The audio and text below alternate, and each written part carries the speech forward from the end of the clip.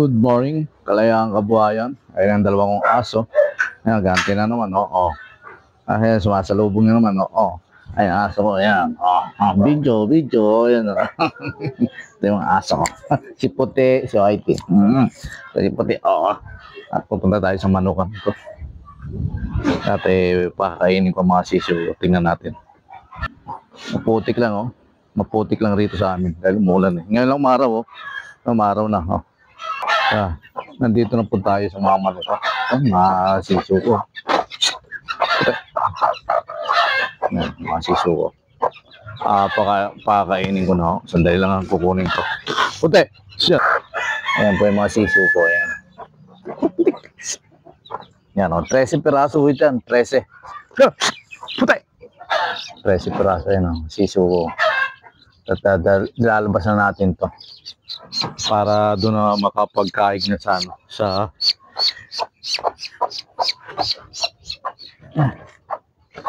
ako lumalabas yun.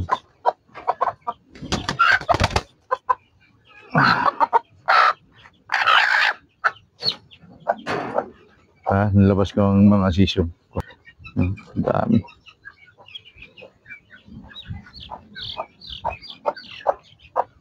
Yeah. Yan yung iba kong sisiyo, apat na lalaki yan, yan. Magkakapatid rin yan, puro lalaki yan, puro lalaki. Yan ang pangalawa kong inahin, may mga sisiyo na rin, yan. Yan. Pangalawang inahin ko, ang sisiyo niya ay Siam. Ibababa ko na rin. Lalagay ko na rin doon sa scratch pen. Yan. Pakakainin ko na rin, patutukain ko na rin. Yan, sisuko. Hingin ko.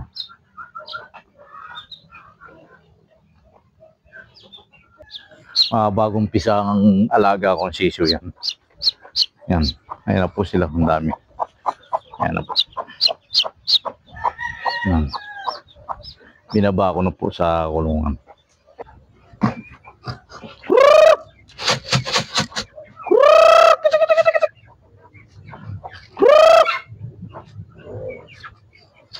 Na.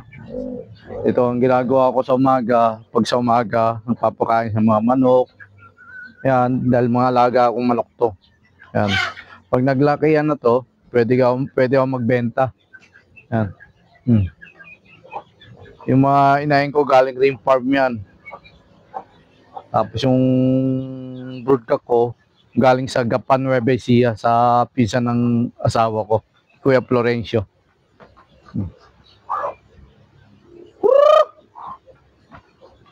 Marami akong pasisyo ngayon, dalawang inahin, tapos may nangingitlog pa sa akin at may naglilimlim. Dalawa pa naglilimlim sa akin at may nangingitlog pa dalawang inahin. Kaya dadami sisiyo ko pag lahat ito ay lumusot at mabuhay. Marami akong pambenta ng mga manok. Kailangan tiyaga talaga kailangan. Dapat meron kang pambiling pagkain. Pambili kang pagkain, tapos ayusin mo papalaki sa mga manok mo para mabili sila na maayos. No.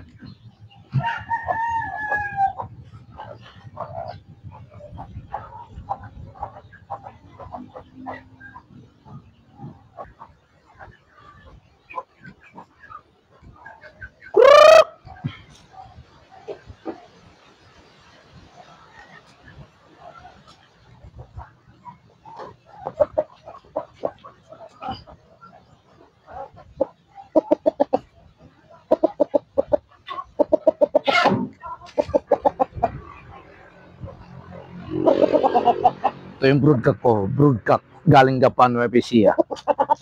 Yan o. Yan. Galing Gapan Nueva Ecija itong broodcock ko. Kukulong ko muna ito at pakakainin ko eh.